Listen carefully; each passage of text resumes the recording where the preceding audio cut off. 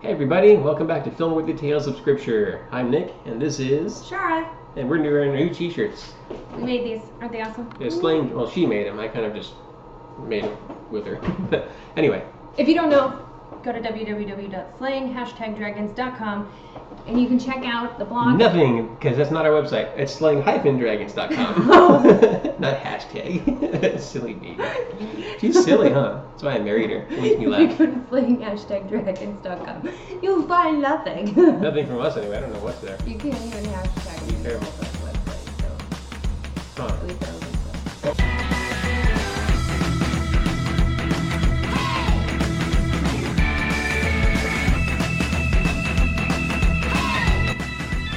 Hey, check it out. This is Samson right here. This is the guy we're talking about this week.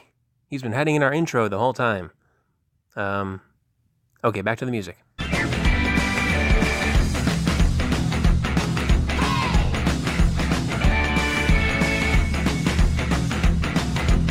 Anyway, Welcome back, everybody. we're here today with our new t-shirts. Look at that. It says www.slayingdragons. Slang-dragons. We always mess that up. We don't even know our own website. Anyways, today's tale is brought to you by Samson. If you go over to Judges chapter 14, we're going to dive into this crazy story about this completely loony guy. We bought his microphone. See, Samson? That's what this is. Okay, we didn't actually buy any of this. That's why we didn't bought it, but it's from him. So Shout out to my brother. Old Thank Testament. you very much for the cool tech. We're gonna jump to where we at? Judges 14. What is that? You mean like a fish? Nope. No way. You mocking me? No. Mocking you. What is she doing? I was looking over here. I couldn't see what she was doing. Okay, time's of the essence. Just Time's of the essence. speed it along. Oh, okay. You go ahead then. Go ahead. What are we doing? We're in Judges 14. So we're in Judges chapter 14, and this is where the story kicks off of Samson and this crazy guy. I mean, he is a Girl. crazy guy. Yeah, Samson's really weird. He's out there, man. Like, man, bro, come on, guys. Dude, check it out. Okay, hippie. I mean, not hippie. Huh. Surfer Weird dude. people. So, yeah, Samson's not very nice, really. You'll see that coming up. But anyway, he starts out being single, and he sees this Philistine woman. He's from the Israelites, and he's chosen by God to actually set them free in this specific region. You know, I don't know if all the Israelites are here, but his group of Israelites are there, and they're under the control of the Philistines for 40 years when he was born, so up to probably 60 years now, we can estimate that. So he sees this Philistine woman who's just apparently beautiful to him, and he tells his parents, I've seen a Philistine woman who's attractive to me, go get her for me. Like you do. So his mom and dad are saying, can't you find a woman among our own people? You don't have to go with this Philistine girl. And he says, bring her to me. That's the one I want. And so they head down to Timnah, the city where this girl's father was. And a lion comes out of nowhere and attacks Samson. And the Spirit of the Lord comes upon Samson, and Samson tears the lion to pieces like it's a small goat. Crazy. Like just in shambles now. Dead. And then they go to this area, find the woman. Then Samson's on the way back to return to her, and the lion carcass is still on the road. Now it's got bees in it, and it's full of honey. So Samson, being weird, sees this, and he goes and reaches in and scoops up honey and just starts eating it on the way to his new wife. I'm sure she'd be very excited to hear about this. Time. This is like Hannibal Lecter status crazy in him. And then he goes on from there, takes it home, and gives it to his parents to eat. Not knowing where it came from, they ate it too.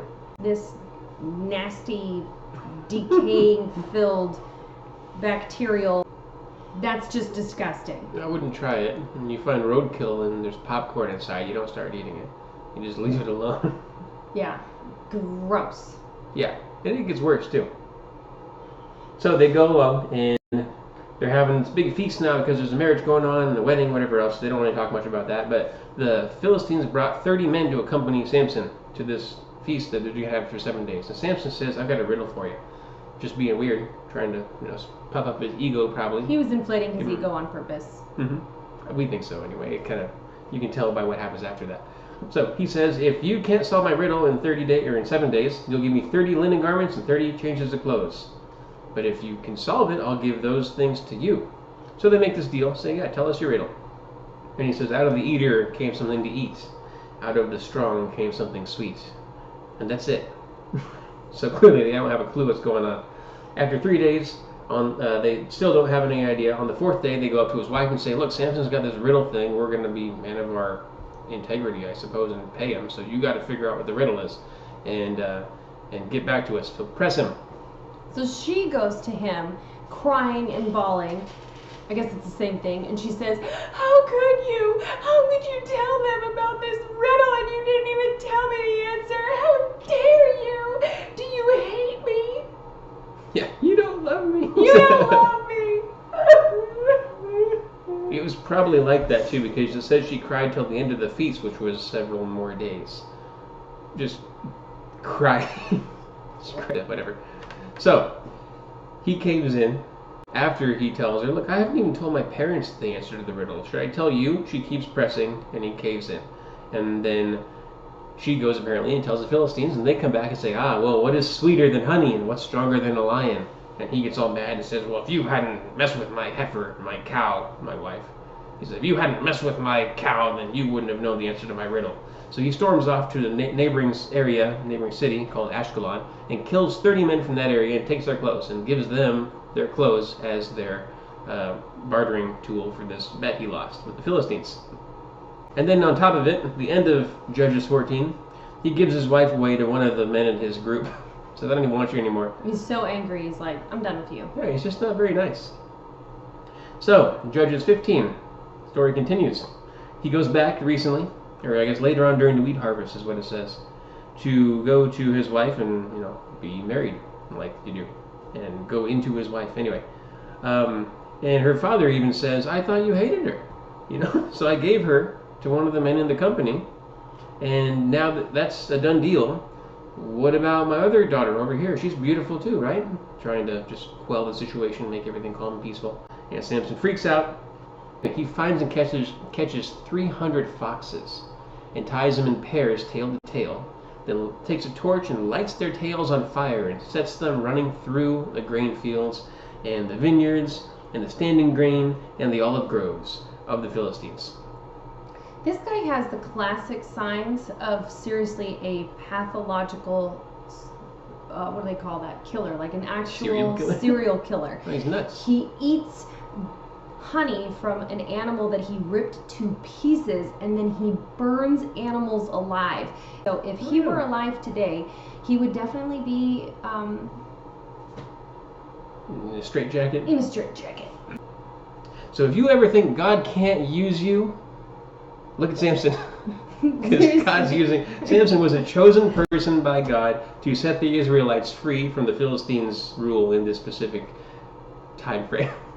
God hasn't even used him yet. He's still going to use him. Every time, if you go through Judges 13 through 16, every time that Samson gets his great strength and does something strong, it says the Spirit of the Lord came upon Samson and he would have this great strength. So God's still with him. I don't think God's happy about this, but God's still going to use this guy. It's pretty crazy. There's clearly a reason that God is using him, and it's not very apparent in these chapters, but it does become more apparent further along. I believe it's God sticking to his own word. God promised Samson's parents before Samson was born, I'm going to bring about the freedom of the Israelites in your community through your son. So whether he's mean or not, I think God's keeping his promise. That's true. He's always it's more about who God is rather than who Samson is. And it's the same with us. Bam! That was good. Cute. You should repeat that. What, that God treats us the same way? No. What, the whole thing? It's not about Samson, it's about... Yeah, it's not about Samson. It's not about who Samson is. It's about who God is. And it's not about who we are or you are. It's about who God is also. Awesome. So anyway, then we go on in the story. Even gets worse. That's probably not the deepest, darkest part, but he gets worse as a human. So the Philistines find out Samson burned all their crops and everything, and they say, who did this? And they say, it was Samson the Timnite's son-in-law, because he's taken Samson's wife and given her to another man. So the Philistines went to her and her father's house and burned them all. This is his ex-wife. They burned his ex-wife, her father, and their whole family, in their house. They burn them to death. Their own people. There's a lot of jerk moves going around out here. Yep. So Samson sees this again and gets angry again. Says, "Because you did this, I swear, I will take vengeance out on all of you." And so the rest of Judges 15, he comes up with this idea, and he gets captured. He sees the opportunity to get captured, and then they take him, and he breaks free of the captivity, finds the jawbone of a donkey, and slays 1,000 men with the jawbone of a donkey. A donkey. Just jawbone. Yeah, I don't know if it's this big. How big is a donkey? Not big. It's gotta be like this. It's like it's not even a horse. It's a donkey. Yeah, a it's donkey like less than a smaller baseball than a bat, horse. probably. Yeah. And crazy. he just kills 1,000 men. 1,000 men. That's amazing to me. Perfectly even number like that. No. Anyway, you'd think after like 300 men, they'd start running away. They'd figure out we're in trouble. I mean, maybe he's using like a boomerang and he's catching them. I don't know. I have no idea. But this is too crazy to be made up. It has to be true. Nobody could think of this, you know. So, that's where we'll leave off today. Just with Samson being a wacko. Tune in next week for an even crazier story where Samson becomes full-blown stupid because he falls in love with a woman that he shouldn't be in love with in the first place, and sex makes him stupid. That's right. We're going to talk a little bit about how sex makes you stupid. But don't worry. It's going to be PG still. If you don't know how to have sex now, you're not going to know how to have sex in 2 weeks. That's it. We're not going down that rabbit hole. We're just going down the path of explaining why Samson's in trouble and ultimately reaches his demise. So tune in next week for part 2 of Samson and Delilah. Thank you so much for tuning in this week. Go to www.slaying-dragons.com for more information, more videos, following our Facebook, Instagram, Pinterest. We don't have a Twitter account. So check your Instachat, your Snapgram, whatever you want to do. Okay? We'll probably be there. Have an awesome week. As always, post any comments, questions, suggestions down below. If there's any crazy stories you want to know more about, comment to us. We'll do some research and we'll give you the answers. Yeah, or give do you a our little fun opinion. bit on it. What is it on it? Not an opinion. I mean, we really do a lot of research on these things, but that's okay. I know, we'll talk about, we'll share the facts, and then we'll share like our insight, I guess, which would still be our opinion. Maybe Samson was nice. We're just reading this wrong. I doubt it. But, you know, it never, the Bible never says Samson's a yeah, it'd be horrible. If that was the norm back then, How that's do you pretty catch 300 foxes? I can't catch one. Well, Not that I've as tried, a hunter, but- you're not Samson, you know. No, I don't know Samson. Sorry. They have a problem with it. They say, can't you find one of like women among our own people, and you know keep Can't the. you what? Can't you find a woman among our own people? And You what is just- wrong with you? You just totally stumbled over your words the first time you said that. I'm still laughing on the inside. So, On the inside, you should tell your face. what? It's not even funny. What are you talking about? I'm laughing on the inside. So? Sorry, go ahead. I apologize. Apologize? Me? No, I apologize. Oh, I think you just said apologize. No, I apologize. I don't care. I don't need an apology. just You didn't offend me. You're just being weird. Just keep going. Okay, I'll keep going. So weird.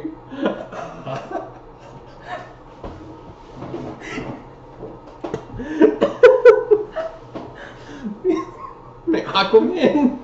I can't swim through this. What are you doing to me? She's doing this thing with the drink where she's going.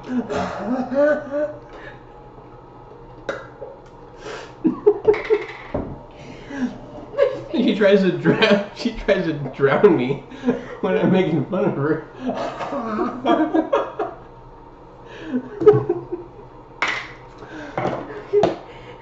Pain. Look at your So- eyes. You're crying. I'm gonna look at my eyes. You can look at my eyes. What are you talking about? You're Oh, I can use the camera. crying. Use the camera. You're actually crying. It's so sad. It's funny. No, I'm laughing and crying at the same time.